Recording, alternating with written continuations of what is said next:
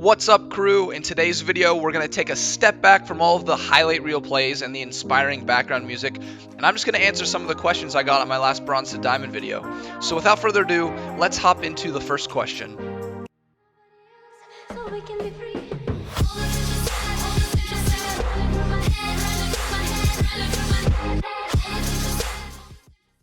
So the first question was asked by Epic Asker MC, and his question was, how do you improve mechanically and mentally, or how do you understand when something is going to happen, like a gank or something?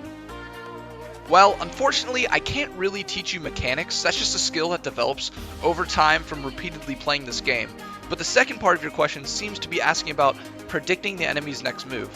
Well, when it comes to ganking, for example, there's a lot of indicators that can tell you a gank is imminent.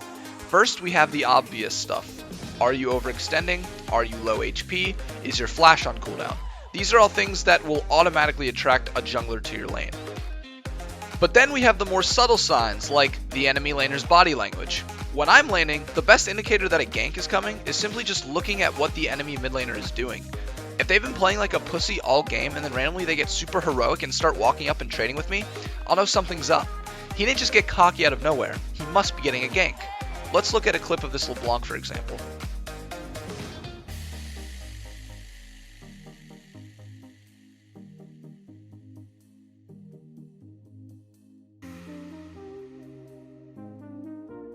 Notice how she was playing pretty safe, and then randomly she just got super aggressive. That's a dead giveaway. Sometimes it'll be less obvious than this, but an aggressive change in their body language is one of the best ways to predict a gank. The second question was asked by Yond COC, and he asked, it happens quite often that we get a team without tanks. Now, should I, as the last one picking, get a tank, or keep playing my carry champions?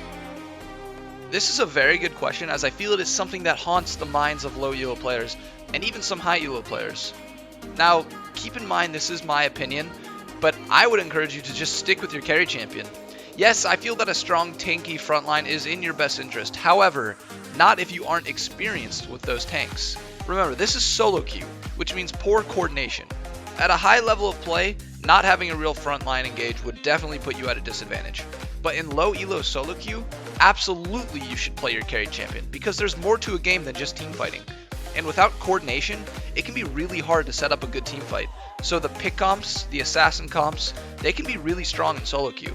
So stick with the champs you're good with. The third question was asked by Vizno Dude, and he asked, yo Heiz, what do you do with early game junglers like the OG Lee if you fall behind before 15 minutes because of whatever reason?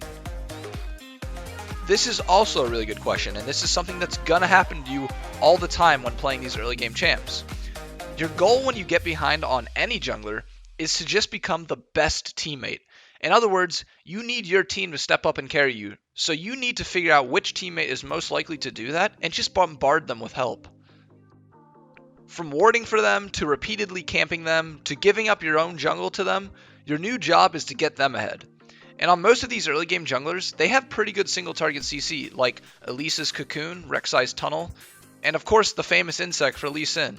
Just because you're behind doesn't mean your team needs to be behind. You'll also need to adjust your build.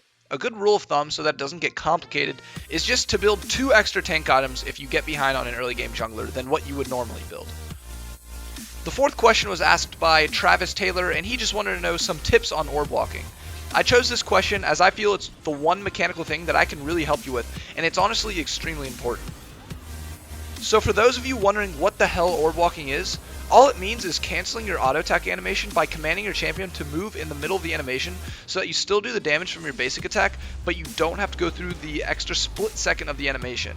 What this does is it allows you to use that split second to reposition your champion and not lose out on any attack speed in the process. There's 2 important examples of orb walking.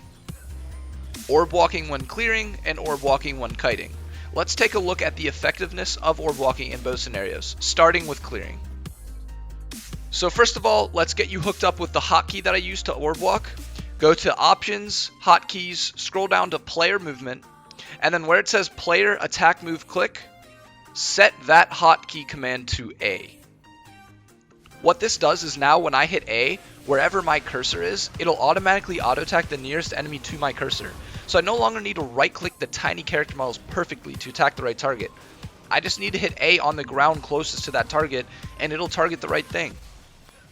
There's two parts needed in orb walking.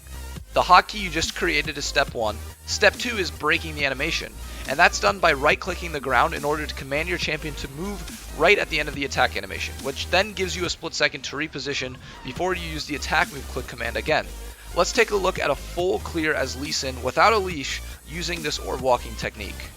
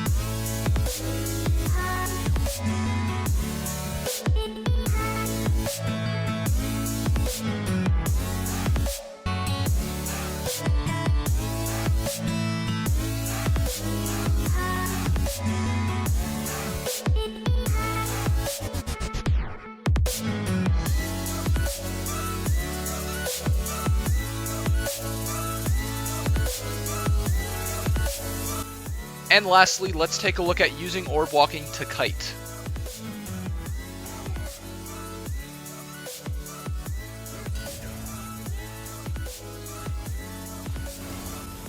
Notice how I'm not even right-clicking Garen here. I'm just hitting A on the ground and it auto-targets Garen.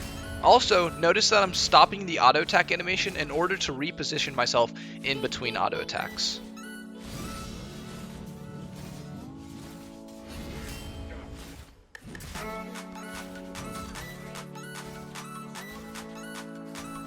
That will conclude this video. I actually really enjoyed reading through all the comments and the questions to make this video, and please know that I'm going to be taking more of these questions. I just wanted to save them for the next actual episode of Bronze to Diamond.